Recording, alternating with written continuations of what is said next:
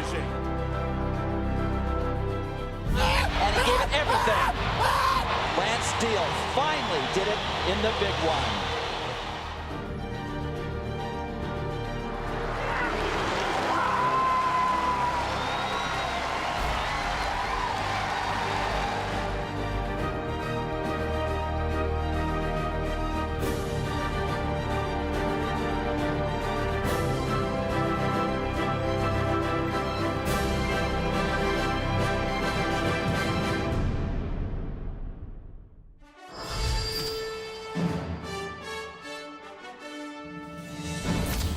I'm Jeremy Mclaughlin. And I'm Jordan Kent. And London is calling. We're here at historic Hayward Field in Eugene, Oregon, Tracktown, USA, getting set for the 2012 U.S. Olympic Track and Field Trials. Now we're getting amped up for the Olympics, but before the athletes can go there, they have to pass this first big hurdle, the Olympic Track and Field Trials here.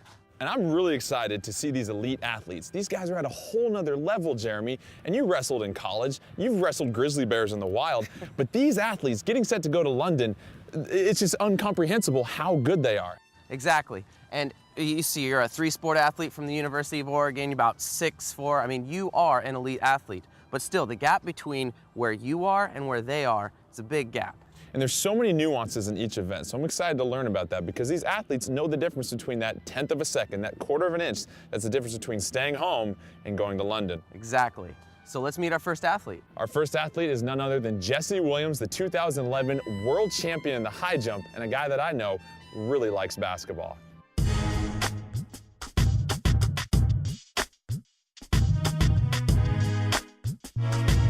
So Jesse, how did you stumble upon becoming a high jumper? Because most kids choose like basketball, football, or soccer. How did you discover that you were really good at jumping over high obstacles? Well, since I was a little kid, I did start playing basketball. I played soccer, played football. I did just about all the average American sports, the popular ones.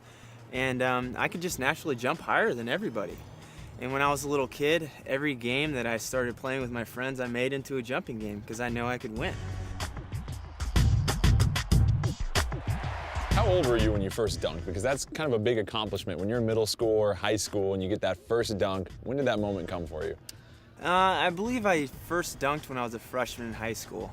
I was about 5'6" or somewhere around there, my 8th grade year, and I was getting close, but I couldn't quite get it. But then I had a little growth spurt, and then it became pretty easy. It's always nice when you hit puberty. That certainly helps you dunk.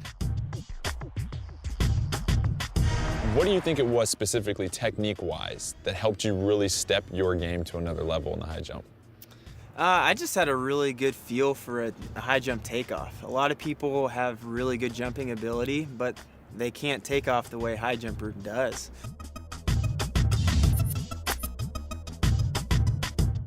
All right, well, I'm gonna give the high jump a little try here. I haven't done it since 7th grade. Last time I did it, I kneed myself in the nose. I kid you not. I can still see that. Yeah, exactly. Thank you. I had to mess up the mug a little bit.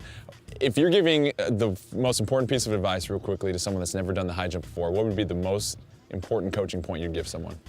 I guess you can't be afraid of the bar, and you really just have to get after those last few steps and be quick. So. All right, you heard it from Jesse Williams, world champion in the high jump. Let's see what I got.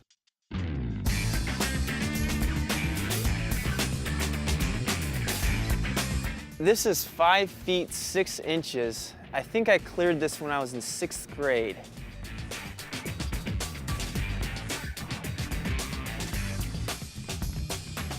Jordan, I believe in you, man. Let's see it. Yeah. Oh, you're folding up and then popping out on the bar. Okay. You just need to hold it a little bit longer. Your timing's off. So hold the... Well, it is about jumping, but there is a certain extent where you have to have your hips higher than your feet. Okay, I got you. I'll get the hips higher than the feet then, and... Think about looking back and dropping your heels. Okay. Oh, getting better. All right, Jordan, this is the money shot. Let's see it. I mean, I'm just amazed at how difficult that is. That's 2.5 feet pretty much lower than your PR, so I have a newfound respect for you, Mr. Williams. mentally, what goes through your mind as you're looking at this and you're getting ready to approach a height you've never cleared before? When you've trained for an entire year for a competition, you feel like you can do anything. And I look at this height right now, and yeah, it's high, but come the Olympic trials, I'm gonna be looking at it and ready to jump way over it. The biggest thing for me is just the rhythm. When my rhythm is on and it's going well, I know I'm gonna jump high.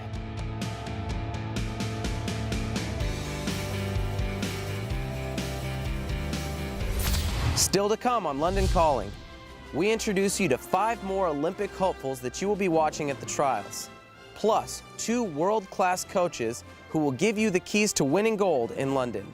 But up next. That was really good. And it hurts. And if we went by the sliding, you might almost beat me on that one. Almost.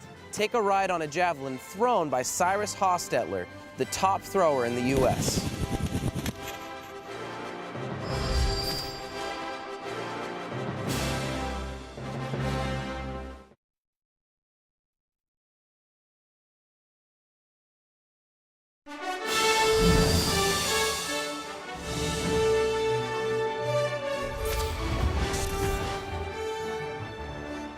Welcome back to London Calling. I'm Jeremy Mclaughlin, and I'm here with Harry Mara, the coach for our decathlete Ashton Eaton.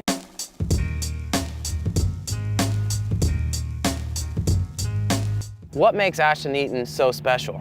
Ashton has an uncanny ability to be able to visualize, or if I'm explaining something to him, he can close his eyes and see the movement and then pretty quickly do it. So that assists in the learning curve. Instead of taking 6 months to learn something, maybe he learns it in half the time. The concept we have as a coach and athlete is it's 10 events, so let's get good at all of them. But obviously, you're always a little better at one thing in life than the other. Yeah. If anything, his throws were a little bit on the south side up to this year, but now all of a sudden they're becoming pretty darn good. In comparison to all the other athletes in the world, he really doesn't have a glaring deficiency at this point. Ashton is an extremely good hurdler. He's better than good. He's a very, very good hurdler.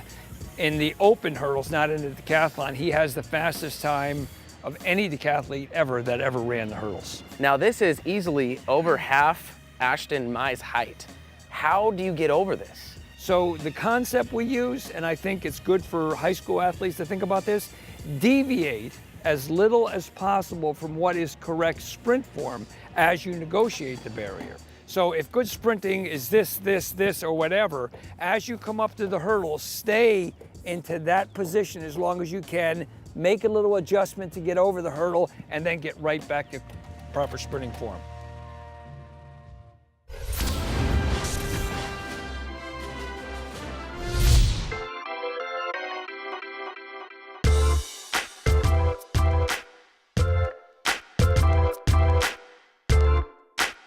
First off, how did you get into javelin? I was playing football, could always throw a football really far, throw a baseball really far. Just tried my hand at the javelin and it seemed to go pretty far. Now, where did you grow up? Because I know that javelin is not in every state, Yeah, like it's at the only- high school level. It's only about 11 states that still do it in high school. And luckily, I grew up in Oregon where still do it in high school, and I threw for Newburgh High School, and we had a pretty good coach, pretty good team, and had a pretty good javelin squad.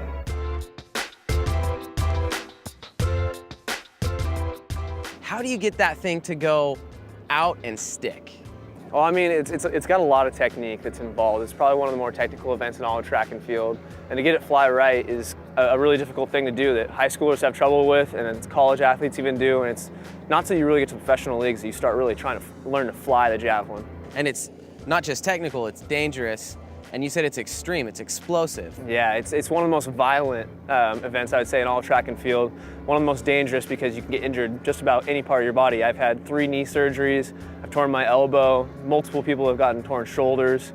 There's really no body part you can't get injured by throwing the javelin. Now explain your achievements as a collegiate thrower. Well, I hold the school University of Oregon record and also Pac-10 record, Pac-12 record. And I actually am the 4th all-time collegiate javelin thrower, and 8th all-time U.S. javelin thrower. So that's all professional, collegiate, everything. So you're the man. Not quite. I'm You're trying the man. to. Come on, don't play with me. Trying to work there. All right, well, I want to get a couple of throws. Like, I want to see you throw the javelin, and then I want to try my hand at this. All right, good luck. So.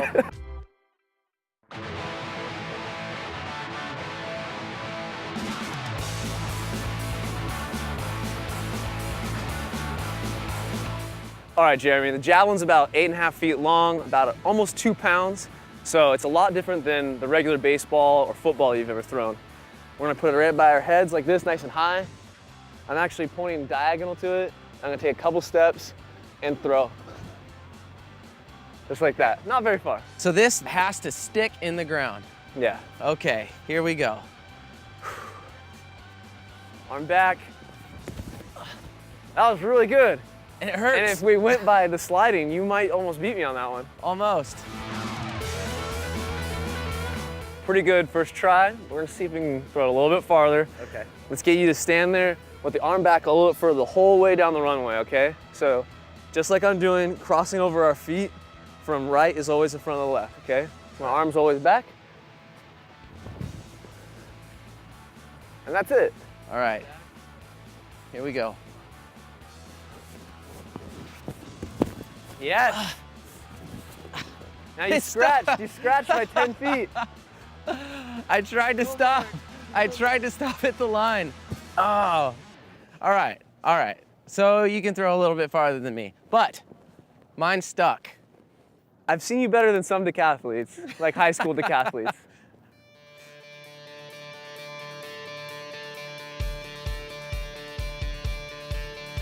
It's a really exciting experience to be able to have it here at Hayward Field in Eugene, Oregon, my home training town. Just been working really hard, trying to stay motivated and hope for some of those big throws from all the hard work I've been doing. What is your training schedule right now? It's about 5 days a week, anywhere from 4 to 5 hours a day. So it's pretty difficult. Plus I got a real job on the other side of that, working for the trials itself.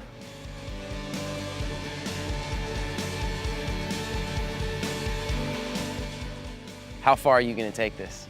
Oh, as far as it'll take me. I mean, this is a sport that I love, and it could be the next career for me. So I'm going to work as hard as I can to get as far as I can.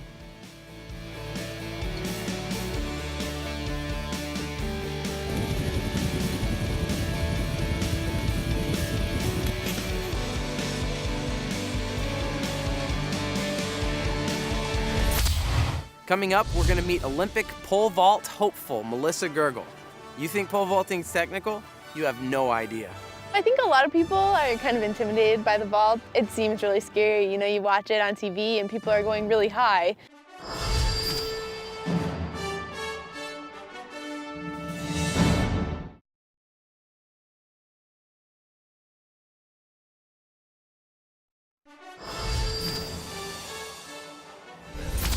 Remember that the U.S. Olympic track and field trials begin June 21st with the hammer throw live on Comcast Sportsnet. Then, from June 22nd through July 1st, right here in Eugene, the U.S. Olympic track and field team will be determined after incredible preparation and competition. Follow it all right here on Comcast Sportsnet as we bring you 1 hour of highlights, insights, and interviews with the 2012 Olympians. I think the 10,000 meters is exciting because it takes about 27 minutes, which is a long time, but it's not a boring time. They're running very, very fast for 27 minutes. There's a lot happening there. There's a lot of moves going on. And so if you're knowledgeable a little bit about the sport and you're watching, or even if you just read up on the main athletes here, you can kind of read up on what their strategies might be. And so you can see things developing early on in the race. You can see this is a guy that doesn't have a good kick. He's pushing the pace right from the beginning. Is he going to be able to pull away from people? All right, here's another guy that doesn't want to wait to the finish, but he doesn't want to take it yet, but he's good in the middle of the race, in terms of surging. Here he goes in the middle of the race. And so you can kind of see all these sort of different tactics, playing out in front of you. And then at the end, you've still got this great finish where they're finishing. It's usually coming down to the last lap, unlike the marathon where usually within a couple of miles, more often than not, you already know who's going to be first, who's going to be second, who's going to be third. This is something, there's always something happening, and you still don't know until the last 200 meters, usually, who the actual winner is going to be. It's been said that pole vaulting is in the top 3 most difficult things to do in sports. Let's head over to the pit so that Melissa Gergel can show us just how difficult it really is.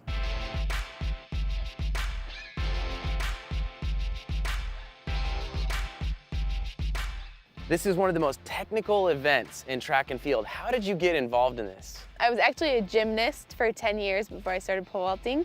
So kind of don't have that fear and lots of body awareness. So it's a pretty natural transition, actually. I think a lot of people are kind of intimidated by the vault. It seems really scary. You know, you watch it on TV and people are going really high. It's not like that at all when you start. You start with very basic drills and just a lot of repetition. And eventually you work your way up to bars and they get higher and higher. And what is your PR right now? My PR right now is 4 meters, 45 centimeters, which is 14.7 1/4. 14 foot, 7 inches and a quarter. Are you kidding me? That's me standing on your shoulders with my hands above my head.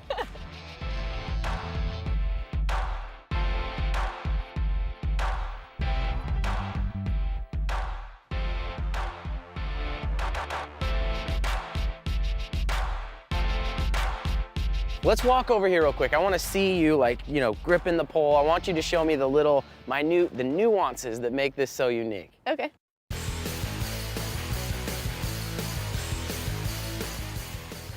So in pole vault, we use something called a mixed grip. Your top hand is going to be on the pole like this, and your bottom hand is going to be the opposite way. How far back do you go real quick? In pole vault, you typically count lefts. If you're a right-handed person, you take off your left leg. So you count every time your left leg hits the ground. A typical full approach for a vaulter is 8 to 9 lefts. I go from 8 lefts.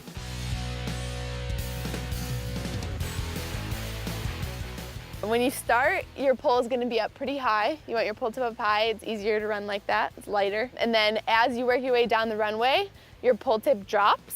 When you get to the end of your run, you start your plant, which you just go like that.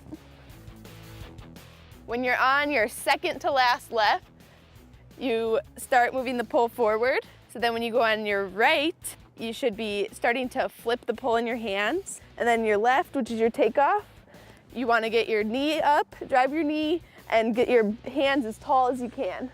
And using all that momentum, are you running straight into the pole, or are you trying to jump vertical? So it's a combination. You want to be moving as fast as you can, but you also want to be jumping up in the air. So you don't want to just try and make the pole bend in half and shoot you over the top. Right. If you don't get your arms up and you don't jump in the air and you're running as fast as you can, you're going to get a lot of bend, and then you're going to get shot right back onto the runway, which is not a good thing.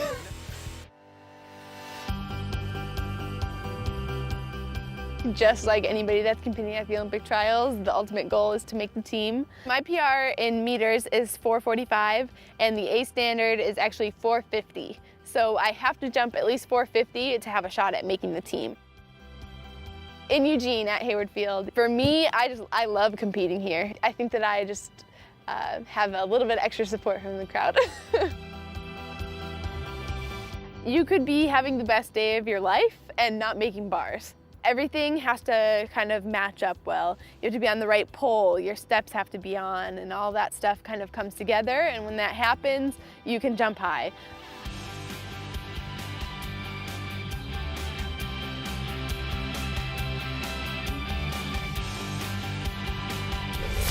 Coming up on London Calling. My dream of being an Olympian started when I was a little kid. I wanted to be one of them one day.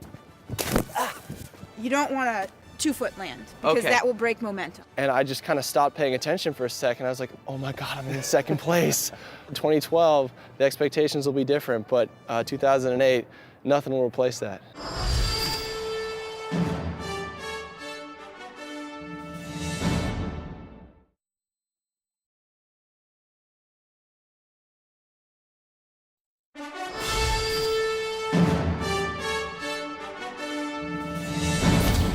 Welcome back to London Calling. I'm Jeremy. And I'm Jordan.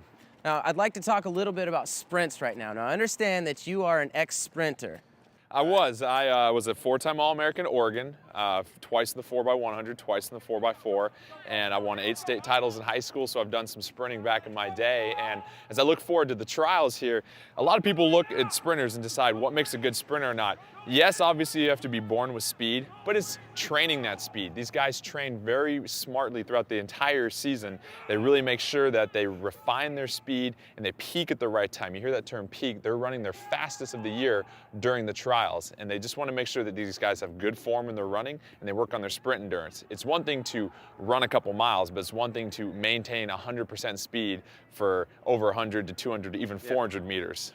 So it's not enough just to have those natural legs underneath you. You have to work on the technique, work on the form, and then put it all to the test. Absolutely, and then one of the most important parts is the start. As we head over the blocks here, I'll show you that in the 100, it's critical. The start is going to make or break the race for you. And the 200 is very vital. And even the 400, if you think about races where guys are going to London based upon differences of hundredths of a second, you can make up a lot of time at the start. So there's a lot of guys that they get in the blocks, they kind of get their routine going. You see them sort of jump around. They really want to be patient getting back because it's a really nerve-wracking experience as you're waiting for the gun to go off. You're visualizing the race, the whole entire crowd is quiet, and you're just waiting for that moment. And every starter is different with the gun. So as you get back, you just kind of shake out your legs. You want to make sure both your feet are applying good pressure on the blocks. And you just get ready and get your mind right. As you get into the on your mark position, once everybody's settled down, they'll call set. When they call set, you want to get your butt up high and your weight forward. And then you're holding this position for anywhere from a half second to a second, depending on the starter. And when I explode, it's important to bring my first hand up high and up big, and I want to make my steps forward rather than lateral. I see that your hips are going up. What happens to those once the gun goes off? Well, your hips are going to be exploding forward, and your legs are going to follow your hips as you push forward. So your hips are already at the level that they're at when you're driving and running, and you save yourself time as opposed to keeping your hips low and having to raise your hips high and then run forward. So as we get here, so we're on our mark, set. And he explodes like a bullet from a gun. Let's move on. Let's go check out our next athlete, Brittany Henry. She throws the hammer.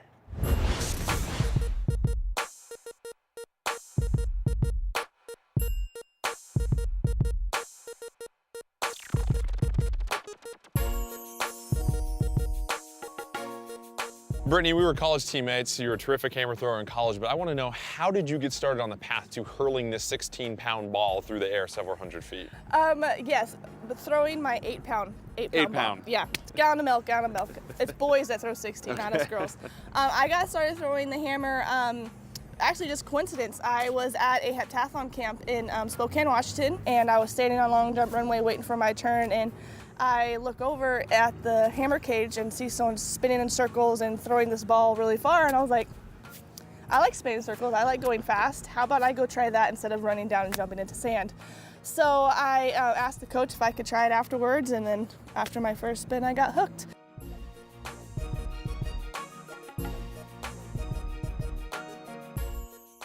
Talk a little bit more about your coach, Lance Steele, because he's quite the decorated American hammer thrower. Yes, I'm very fortunate to have Lance as my coach. Like you said, he's very decorated. He is the Olympic silver medalist from the '96 Atlanta Games. He's also the American record holder in the men's hammer and the world record holder in the weight throw. It's the indoor version of the hammer throw. Strength's not the most important thing in the hammer. It's really about posture and timing, and it's a dance with the ball. You know, if we compete at 98%, you know, we stink. I mean, if we're not getting a PR, it's not good.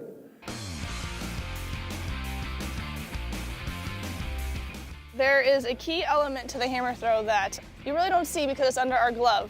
This is what we use to protect our beautiful lady fingers. And since I don't want Jordan's beautiful man hands to get even more hurt, I'm gonna show them how to tape fingers. It's pretty simple. It's also, too, you know, it's really hard for hammer throwers to get dates. And with having calluses and blisters on your hands, it's just another bad, you know, another defect to the hammer thrower. You just have to draw the attention to the fingernails. The fingernails. Yeah. That's why I paint them pink. Now, I don't feel like I can grip real tightly with that. Is that gonna take a little while? The thing is with the hammer technique, you have the hammer handle in your fingers. Yep. It's gonna go right about here. Okay. And this hand is gonna go on this side to hold it. Yep. And so it's just, you're not gonna be trying to grip with your forearms really hard. It's just gonna sit there all nice and pretty, and it's not gonna slip out unless you wanna move your hand until the release. That's when you remove your hand and you fly up. All right, well, let's get a hammer here. Let's get a hammer.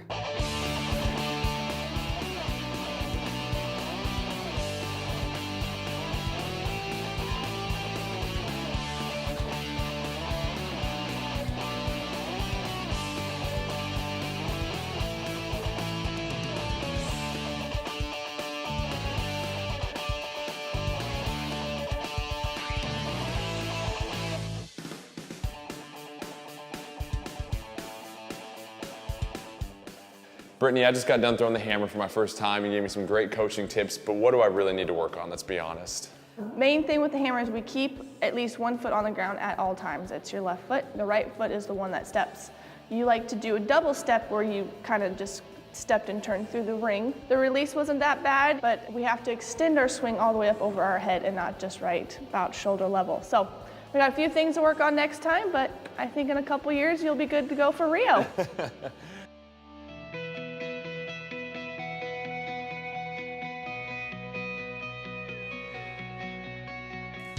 My dream of being an Olympian started when I was a little kid. I watched the Olympians standing up on that podium, singing along with the national anthem, and I wanted to be one of them one day. Most of our life is part-time, like we have part-time family, part-time friends, part-time social life, and that's the sacrifice we gotta make to be an Olympian. We have a really good talent depth here in the US, and just to put that on the grand stage to show that the US women's hammer throwers are dominant would be great.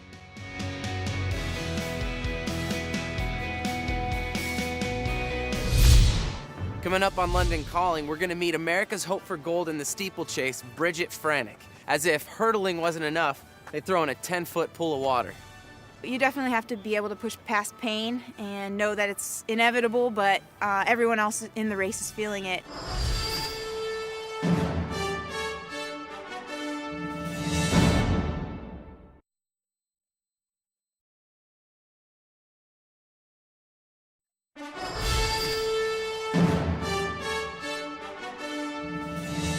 Welcome back to London Calling. We are at historic Hayward Field getting insight from the athletes and coaches themselves that will be competing at the Olympic trials.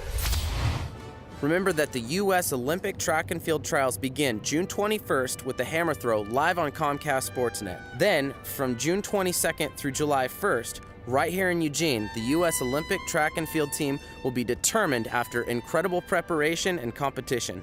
Follow it all right here on Comcast Sportsnet as we bring you 1 hour of highlights, insights, and interviews with the 2012 Olympians. I'm standing here next to a Hayward Field legend, Lance Deal. Lance, you are a 21-time national champion and the American record holder in the hammer throw, but you're also quite accomplished in the shot put. You qualified for nationals for a couple times. Talk to us today about what makes a great shot putter and give us some of the nuances. Well, shot's the most macho event of the throws.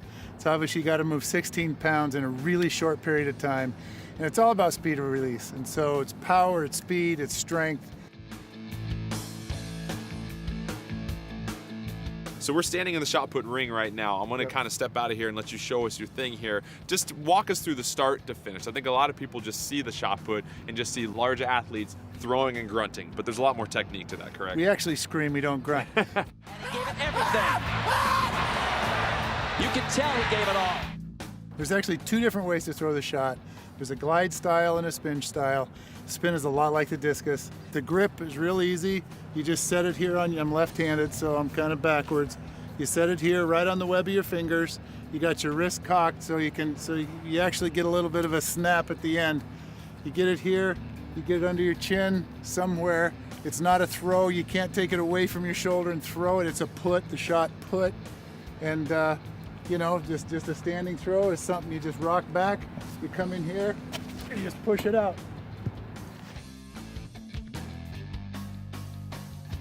The glide is a situation where you're coming in here, and this is what I did. I was a glider. You're a glider. I was old school. The spin is a more modern technique.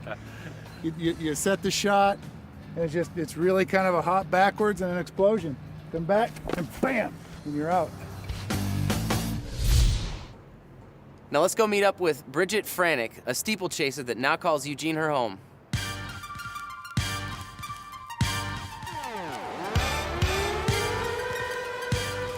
This is Bridget Franick. Whew, let's bring it down a little bit. Steeplechaser extraordinaire.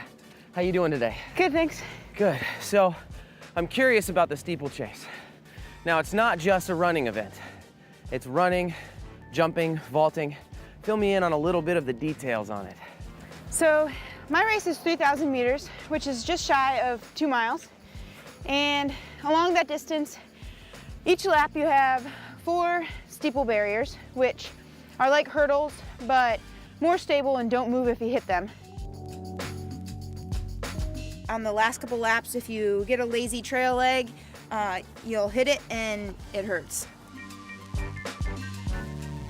One time per lap, you have the water barrier, which has a 12-foot pit of water on the opposite end. You run up to it, step onto it, push off of it, and get as far as you can through the water. The further you get the less water resistance. Oh, so it like tapers up. So if you just land on the other side of the barrier, you're gonna go knee deep. Oh yeah, you'll Okay. be swimming. So I don't wear stocks when I steeplechase, because if I did, then they would get wet, soggy, and really heavy. The shoes that I wear are really lightweight. They have spikes at the top, really good for digging into the top of the barrier as I push off. They have holes in the sides and all throughout, so that when they do get wet, the water can just drain out as I'm running the rest of the lap. The color's just an added bonus. Tell me a little bit about yourself. Like how do your characteristics, how do those things build into a championship athlete in the steeplechase? Well, growing up I was pretty athletic, and my dad was a steeplechaser in college, so he had always told us stories about it, so that was something that I wanted to try as soon as I got to college, because it's not a high school event. So yeah, I just picked it up at Penn State when I was there in my freshman year, and have been running it ever since. So let's tackle this, the barrier with the water pit. Yeah, I really wish I could show you how it's done, but I have an event tomorrow, so my coach has asked that I not do any run-throughs. Okay. So you're just gonna have to take it yourself, and let's see how you do. Give it my best shot. All right, here I go.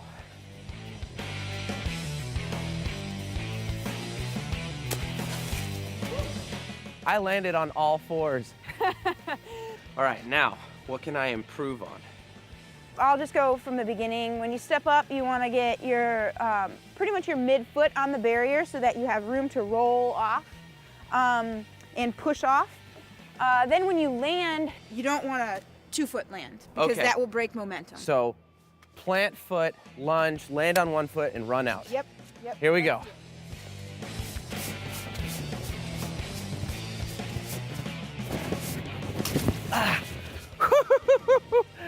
All right.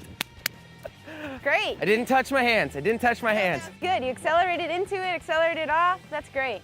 Now just times that by 7 and add 4 regular barriers per lap, and then you got a whole steeplechase.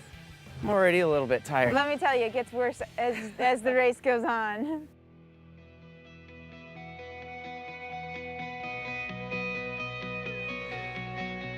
Mentally, this race is a lot tougher than some of the races without the barriers, just because in the last couple laps it's really tough. You're running at your highest end, and then you also have to find the energy to jump. So you definitely have to be able to push past pain and know that it's inevitable, but everyone else in the race is feeling it.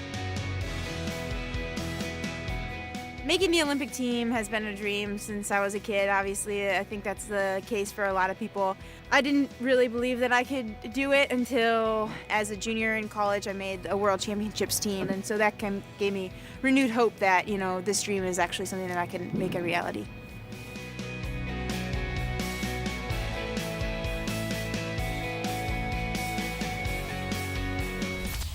Coming up next on London's Calling, we meet one of the fastest men in America, Andrew Weeding.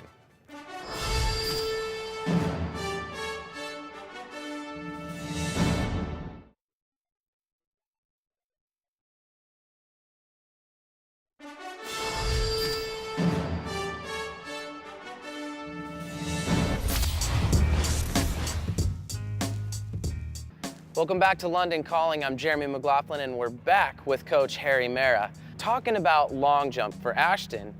How does he excel in an event like this? Well, similar to what I talked to you about in the hurdles, if you take a gross concept in the long jump, is you're trying to propel your body from the runway as far as you can out into the long jump pit, into the sand. So it's critical to be sure you're accelerating going into the board as opposed to decelerating.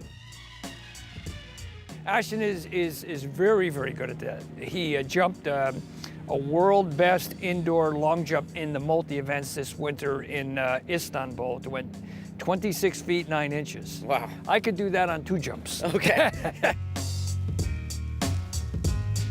He uses a 9-step approach.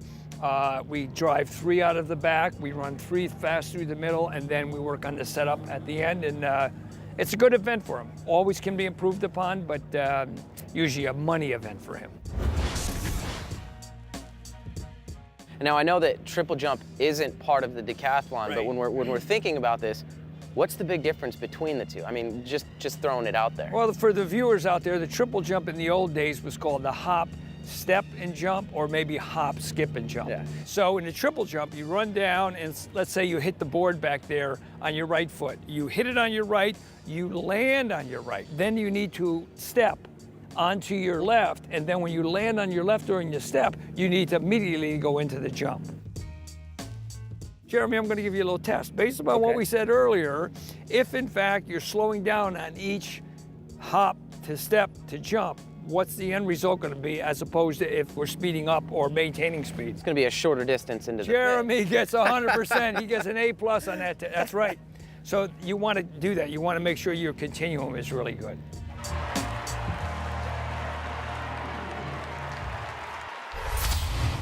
He was part of one of the most exciting races in the 2008 Olympic trials as Andrew Wheating, at just 20 years old, qualified for the Beijing Olympics. We go a few laps with Andrew to figure out what he needs to do to get back to London.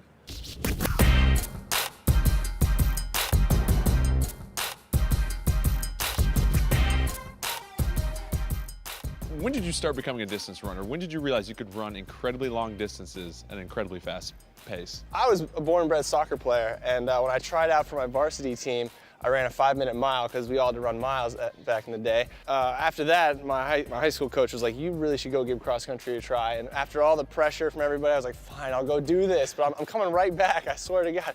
And so it ended up becoming like the best decision of my life. I came out to Oregon for a recruiting visit. I saw the history. I really wanted to be here. Saw the pre-movies and realized, oh my God, I have no idea what I'm getting myself into.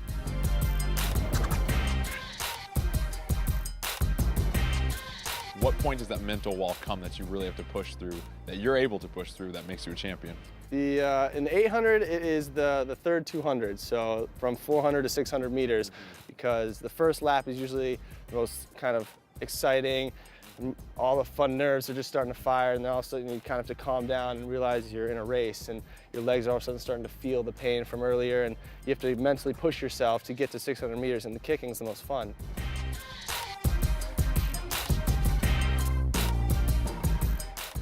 Talk about how you build up that kick and when you know when to sort of kick it into that gear. A lot of it kind of depends on how the race unfolds. If it's slow, it's about having the lead at a certain point. If it's fast, it's about storming the home stretch and unleashing all of your energy there. It all depends on how the race unfolds. Lane 3 is a University of Oregon sophomore, 6'5", 20-year-old Andrew Wheating. Listen to this crowd. Andrew, we take a look back to 2008, probably one of the most historic moments in recent Hayward Field history. Nick Simmons gets first, you get second, there's a diving finish for third. Take us through that moment. First of all, the whole trials experience was just so mind-blowing. To be there meant so much, and I didn't expect to make it to the second round or to the final, so I was just kind of like, we'll see what happens. And Simmons and Wheating are the last two, but close up. I remember coming off the turn and hitting the straightaway and realizing that the big group of the main pack was starting to come back on me. And it's like someone took speakers, put them next to my ear, and cranked the volume as loud as they could. Got to that home stretch, and I look over and I see Simmons is in front of me. The whole pack is starting to disappear over my shoulder. And I just kind of stopped paying attention for a second. I was like, oh my God, I'm in second place. I'm gonna go. And Wheating coming on the outside into second. Oregon, 1-2, Simmons and Wheating. Oh my gosh! 2012, the expectations will be different, but 2008, nothing to replace that. Andrew, you get to go to Beijing in 2008. So many memories.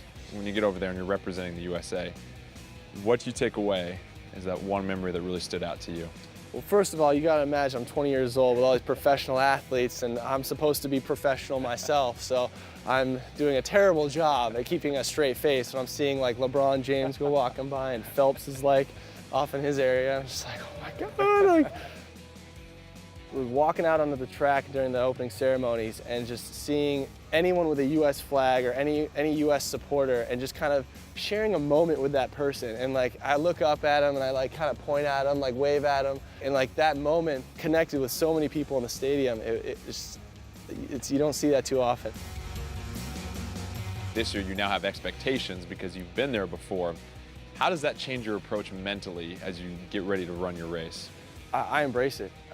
I want to make this team. It's something that is on the horizon. It's something that is a possibility for me. I feel the pressure and I get excited about it. For me, when I get to that last lap, that's the part where you're going to start to hurt, or your body's going to say, I don't want to keep going. I don't want to push. And it's more about it's the mentality of saying, well, I want to win, so I gotta push. Coming up on London Calling. You get a nice grip. There's a couple of different ones, but basically just holding it out on your hand here, and you release it off your index finger. You'd be a great discus thrower if you decided to, you know, join a serious sport instead of all the silly stuff that you do.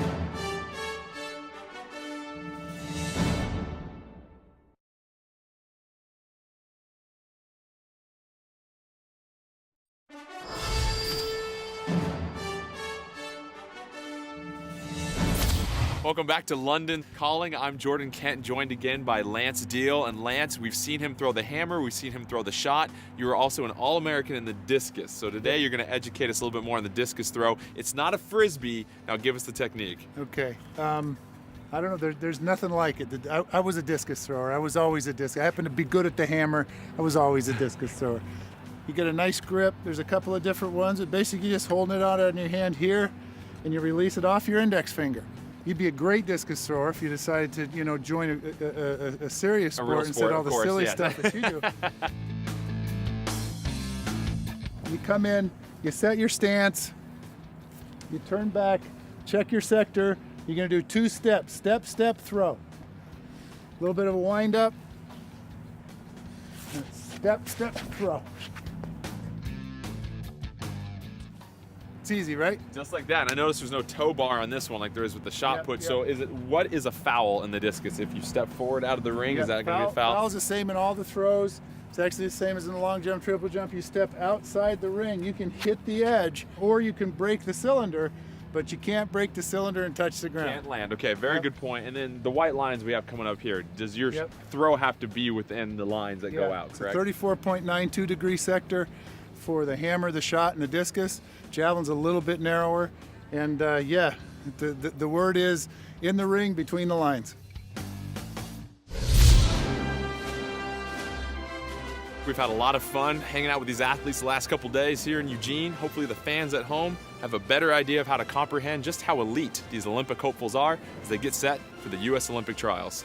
Exactly, and remember that the Olympic trials view live right here on Comcast Sportsnet, June 21st with the hammer throw, and then June 22nd through July 1st right here in Eugene, Oregon. We'll have insights, highlights, and interviews with the Olympians as and after they compete. Well, that's going to do it for Jeremy and myself, Jordan. We'll see you at the 2012 Olympic trials. Yeah, I'm just glad that there's some high school girls that jump higher than me now, so that's great for the ego. Well, I love basketball. I love basketball. And Wheating coming on the outside into second.